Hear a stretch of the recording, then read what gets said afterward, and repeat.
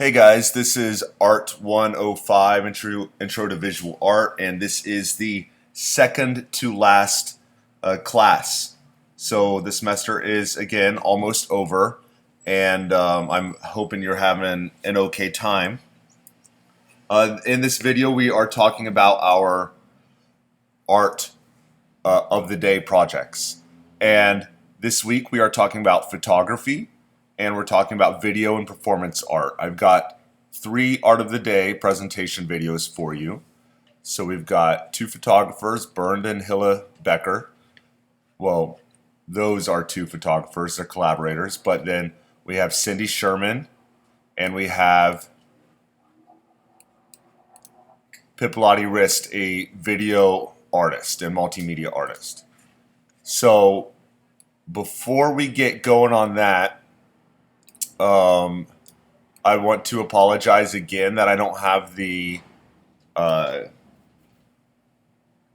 midterms graded yet, but believe me, not an issue. The ones I've looked at, they look good, and I've just had issues such as people keep dying in my family. A little bit too personal information for you, but I've had several funerals to go to, and it's been tough for me to find the time.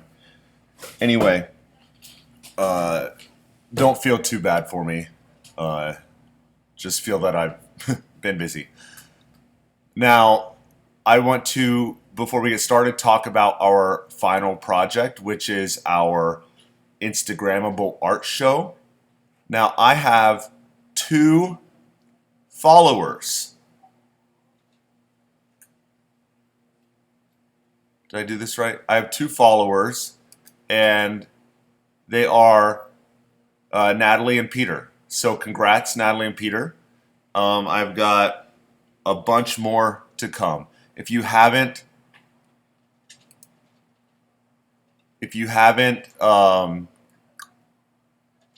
followed me yet, go ahead and start. Please do. It looks like Peter has gotten a really great head start. He says, I chose the art of Inca's culture because I love Peru and I love the history of Peru. Wonderful. And so we have more contemporary stuff. We have some older tapestries. We have, what is this? Mid-18th century. This is looking pretty good.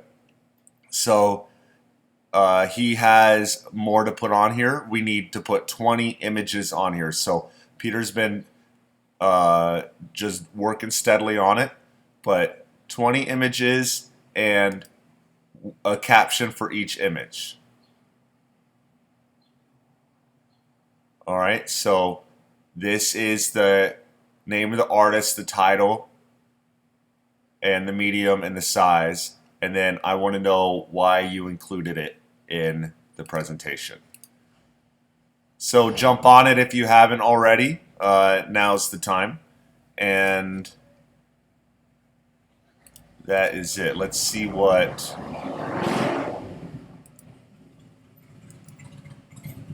Where am I? Alright. Well, let's just jump on it if you haven't already. And then you got this, I promise.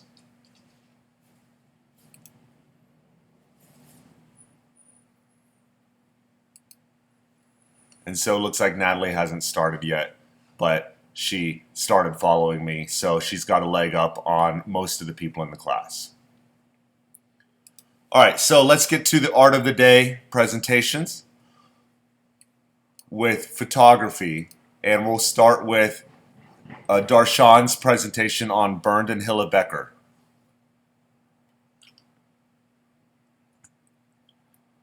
Bernd Becker was born on August 20th, 1931 in Siegen, Germany, with Hilla Wobser, born on September 2nd, 1934 in Potsdam, Germany. So this dude here, that's Bernd, and this is Hilla. Bernd Becker went to State Art Academy in Stuttgart in 1954, where he studied painting, typography, and graphic art. They met as students at the Kunstakademie Dusseldorf Art Academy, where Bernd later taught. Bernd and Hille started working together in 1959 and got married in 1961. They are best known for their typologies, or grids of black and white photographs of variant examples of a single type of industrial structure. And this is a short thing that I guess they said about their own work, where they say photography basically means nothing more than collecting. So they're equating photography to the action of collecting light or collecting a just evidence of a place and a time. So this is an example of one of those typologies. So this is a triptych. Triptych means that there are three of them, or an art that is made in three parts. And it says winding towers and furnace.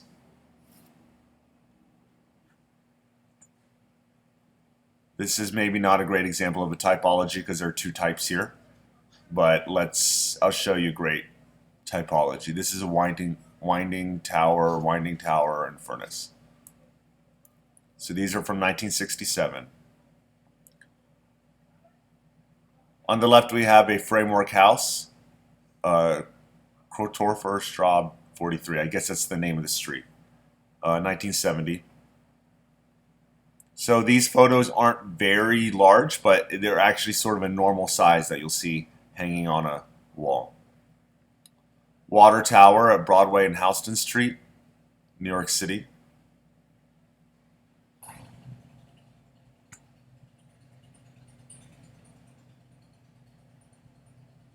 Noonkirken Kreisschigen in der Trift.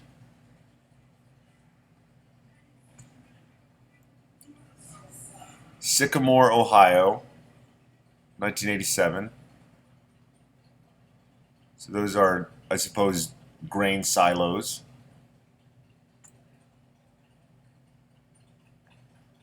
A grain elevator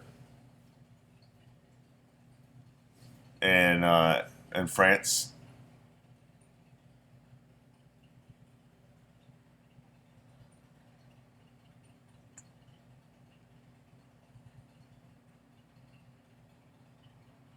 Another water tower in New York City. And this must be some sort of cooling tower for a power plant on the right.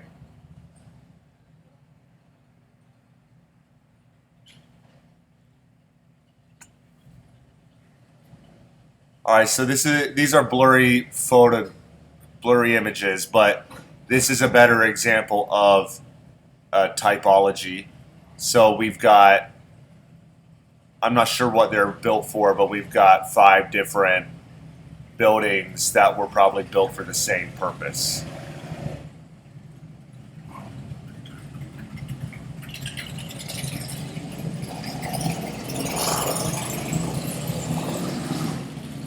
Just waiting for the motorcycles to go by. I'm sure you guys can hear the motorcycles. I'm sorry about that. There is literally a motorcycle biker gang that rent the downstairs of my building. And so they're always driving their motorcycles around looking like riffraff. But I kind of like them. They're nice people. But their motorcycles are so loud. All right, cooling tower on the left, and then a water tower on the right. Cooling tower, that's part of a power plant. Water tower is where your water comes from.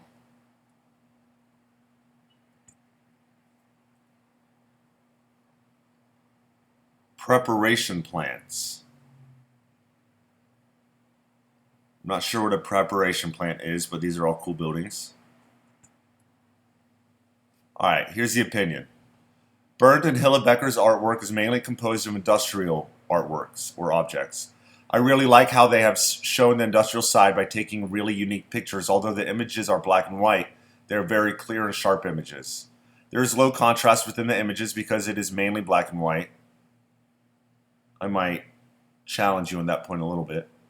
I like the angles from where the pictures are taken because the viewer can see the full picture in one frame with all the detailing. I'm happy that the artists have taken these pictures to familiarize the new generation with all the older industrial archetypes. These prints serve as a good memory for the power generation to reference what?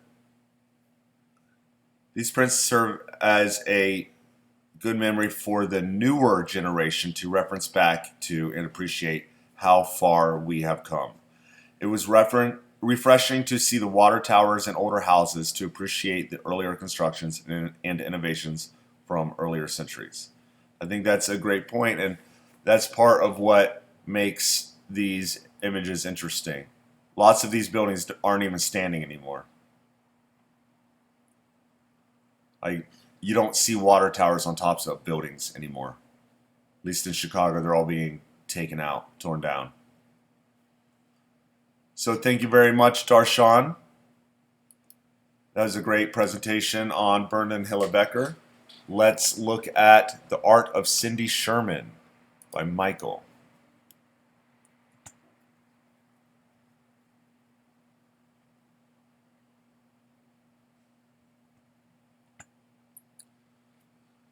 Cindy Sherman was born in Glen Ridge, New Jersey in 1954, and she is 67 years old. Sherman attended and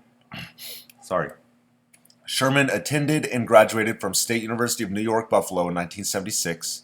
She's known as being an American artist, model, and director. She gained public recognition with her Untitled Films series of black and white photography. Later on, she would transition to color film in the 1980s. She uses costumes and makeup to transition into different characters that each tell a narrative in her self-portraits. Her photographs show how women are represented in society, such as sexual stereotypes and social role-playing. Each photograph raises an important question. Her art has been exhibited at the Museum of Contemporary Art of Chicago and Los Angeles. Cindy Sherman has also been awarded a few prizes, and I guess she does contemporary art. Here is a statement by someone named Eddie Frankel. In early work here, Sherman creates whole casts of characters from imaginary murder mysteries. She shoots countless meticulous film stills from movies that don't exist. She's a bored ingenue, an abandoned lover, a weeping woman in a motel room, and you get it almost immediately. Sherman isn't trying to trick you into believing this is real. She's trying to show you how fake it all is. She exposes the artifice of films, theater, beauty, etc. She's pulling back the curtain and telling you to wake up. Interesting. I like that. All right. Cindy Sherman says about her own work, I feel I'm anonymous in my work. When I look at the pictures, I never see myself. They are not self-portraits. Sometimes I disappear. That's really important. I don't think we've covered this point, but let's check out her work. Cindy Sherman, she says she's not showing self-portraits, but there's one consistent thing in each of these images, except for maybe that one.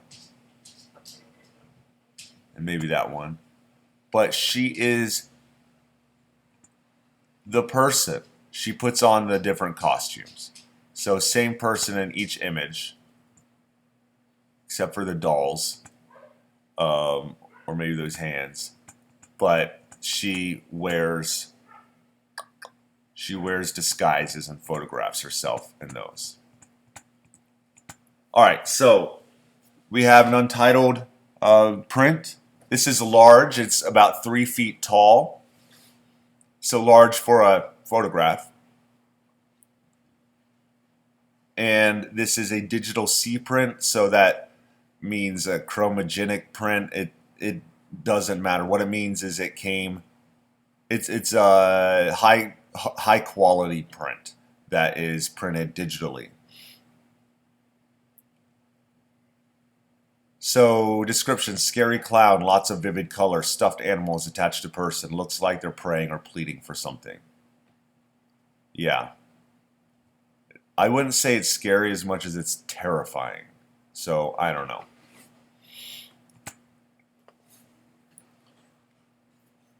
This is Untitled number 92, 1981. A chromogenic print edition, 10 of 10 with 2 artist proofs. So about 2 feet tall and 4 feet long. Woman distressed, clinging to the floor, wet hair, mysterious setting, school uniform. That is absolutely true. Um, I talk about this photograph often. Like, hey, what are the icons? What is the iconography here? And we talk about the floor, and we talk about the skirt and the uniform, and on and on.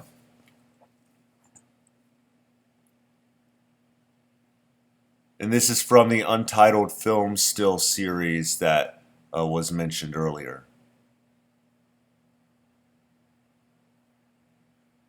So this is what is of a fake movie.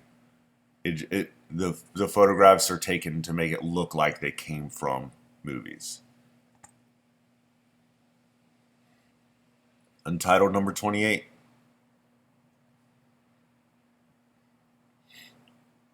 Scary Halloween vibes, dark background, mask. Yeah.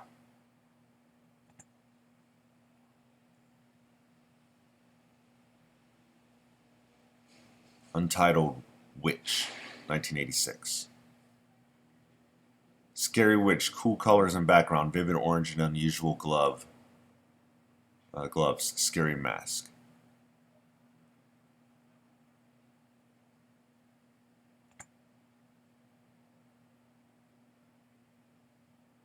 Untitled number 341, 1991.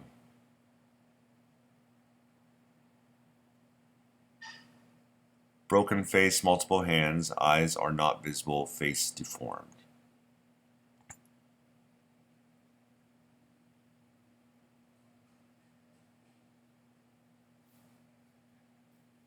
(1987), another Untitled, number 166.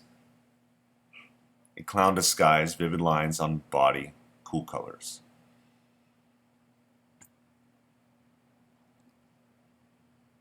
Untitled film still number 27B.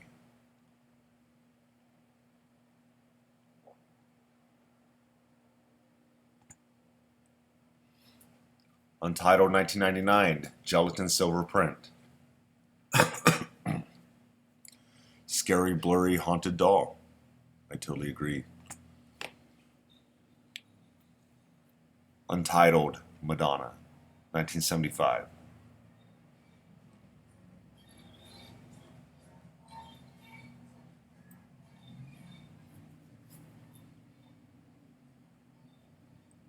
Doctor and Nurse, 1980.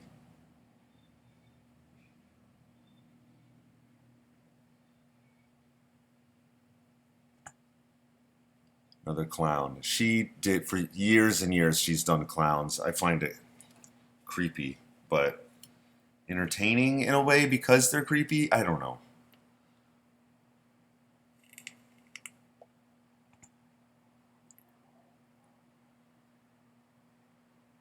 Untitled.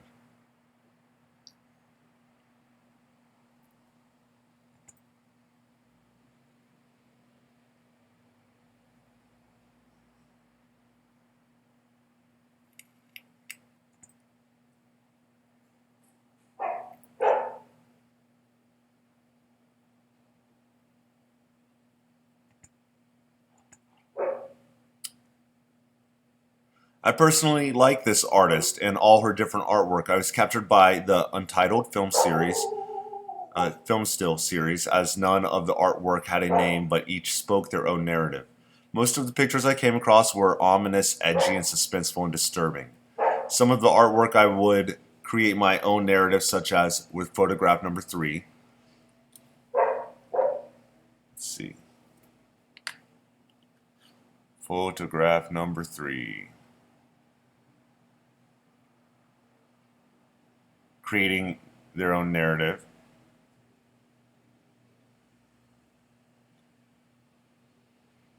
The woman looks in pain. The woman looks in pain as she has a busted lip and multiple bruises on her face. She could either be in an abusive relationship or was attacked randomly. The bruises on her face are glossy, and you can tell the woman is hurting. Each image shows a woman in a different setting and role, which is interesting. Sherman's artwork can also be scary, as many clowns are depicted as different dolls. I saw that as being the sinister side of her artwork. Overall, Cindy Sherman was an interesting artist to learn about, as she takes a different direction and perspective with her art. Most of her work is self-portraits, and she plays the different roles of women in a social setting. The only thing I disliked about her art was the unknown titles of her art pieces. I agree with that. That can be annoying. But I think this has been a really great presentation. So thank you, Michael. This one is really creepy to me. Thank you, Michael. All right, let's move on to our third and final Art of the Day presentation for today. And that is on an artist named Pippilotti Wrist. So she is a video and installation artist primarily. Pippilotti Wrist was born as Elizabeth Wrist in 1962 in Rheintal, Switzerland. She is known for creating experimental video art. Her work is often looked at as abstract, surreal, and intimate. She often focuses on feminism within her artwork. Elizabeth, or Pippilotti, attended the Hochschule für Angewandte Kunst in Vienna from 1982 to 86, and the School for Gestaltung Basel from 86 to 88. Her first piece was I'm Not the Girl Who Misses Much in 1986.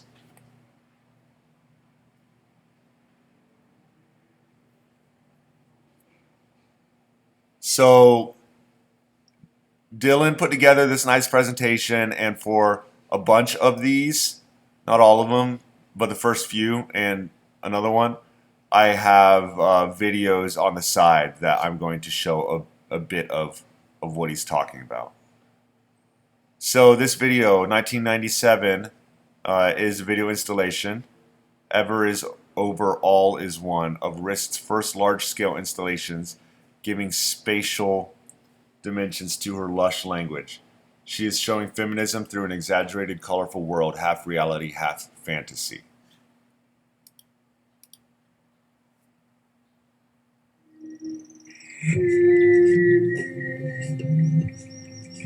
So what we're looking at are two projection screens on what might be the corner of a room. And so you've got one image bleeding into another.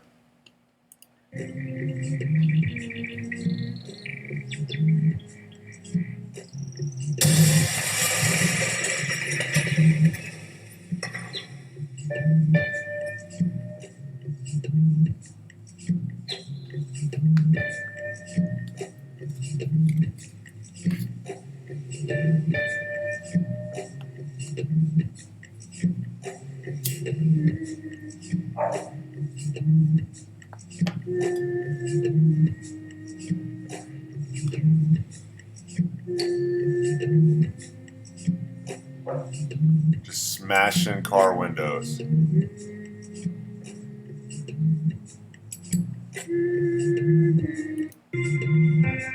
it's funny how there's a cop that doesn't do anything about it right there.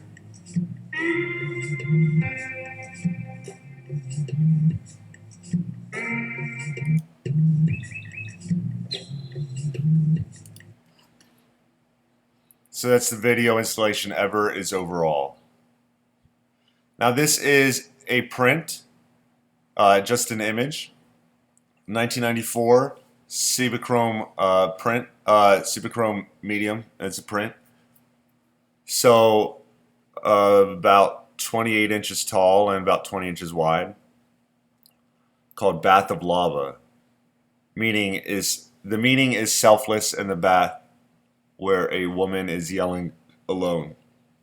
It refers to the pixel, which is the lowest level of manipulation. She's displaying pixels as a woman yelling for help. Okay. Interesting.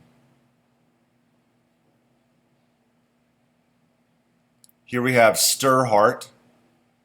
I think there's a longer name for it. Stir Heart, Rinse Heart. A 2004 video installation using 3 projectors. This piece is meant to fluctuate of daily life, and the difference between nature and artifice becomes less and less apparent.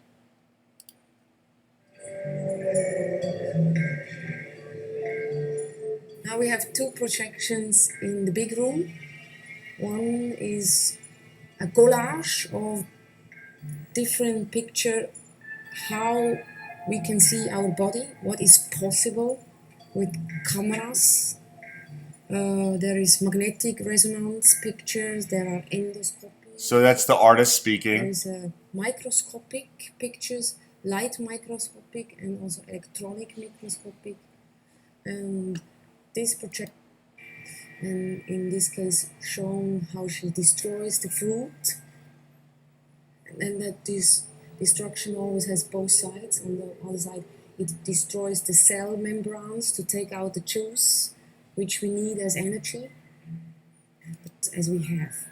And this work should be a help to imagine ritual how they also could be.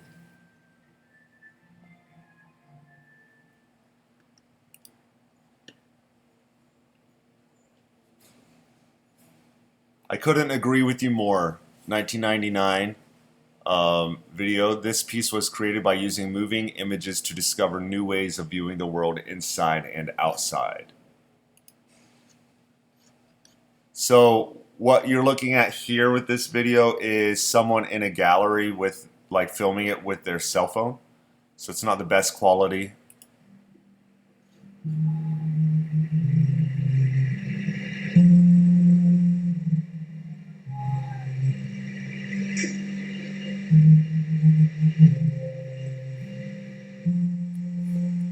She's just walking around, looks like a supermarket.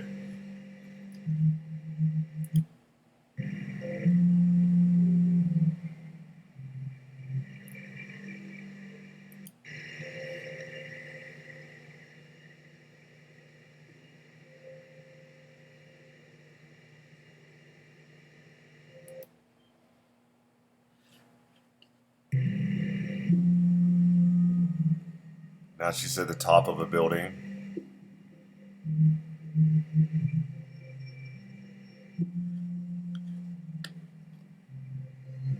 Just interesting perspective on where she chooses to hold the camera.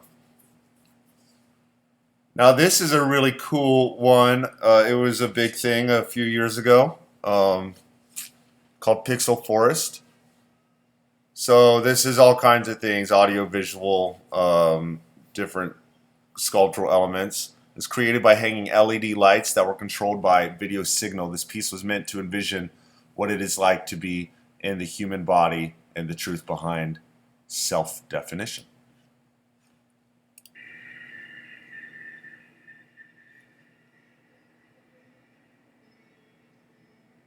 So those are the hanging LED lights. You can walk through them.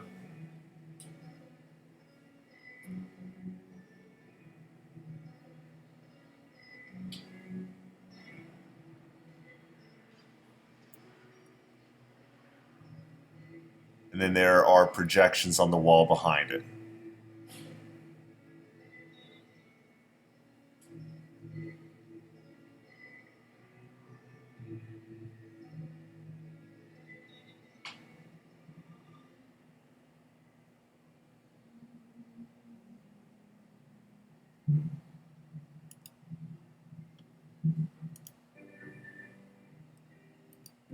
So it's a pretty cool installation. All right, pour your body out. This is another video. This piece was created by Lush Multimedia Installations, and quite literally means to pour your body out. Riss is wanting the viewer to be themselves and put everything into what they do. Sip My Ocean, visual and audio. This video projected on 2 adjoining walls with mirrors. The meaning behind this piece is the impulse of desire.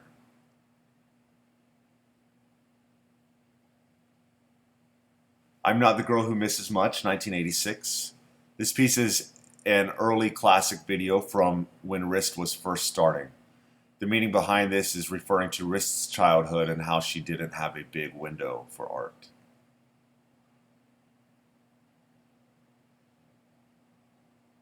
Stay, Stamina, Stay, 2014. This piece depicts 2 stories, one being stamina and the other being one being stamina and the other being stamina, I'm not sure.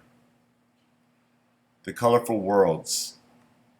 This piece is meant to depict joy even while creating a violent act of smashing windows. It is to show the joyful, not angry step of things through slow motion.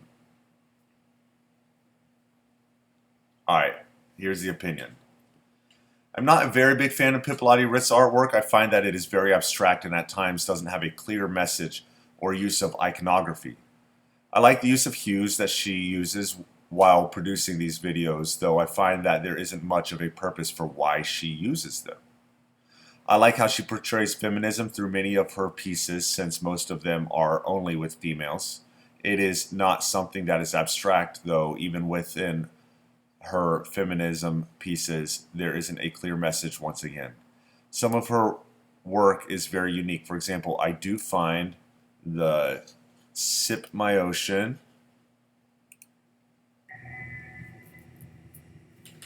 piece very intriguing due to how it catches the viewer's eye.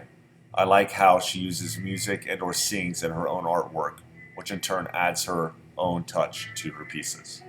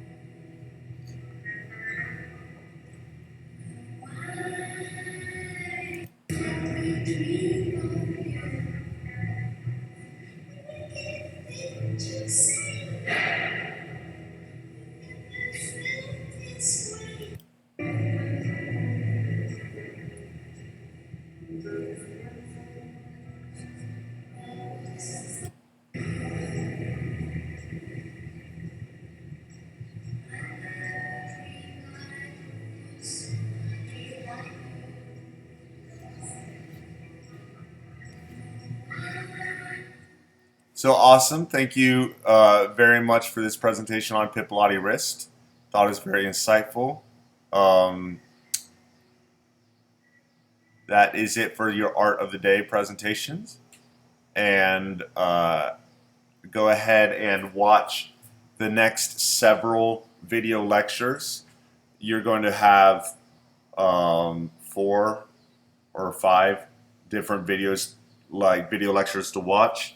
The examples of videos are broken down into fewer or into several shorter videos. And the reason for that is I was having a hard time uploading these videos to YouTube because of copyright infringement. So you might see some things edited out, but don't worry about it. It'll be fine. Enjoy your week and get on Instagram and follow me.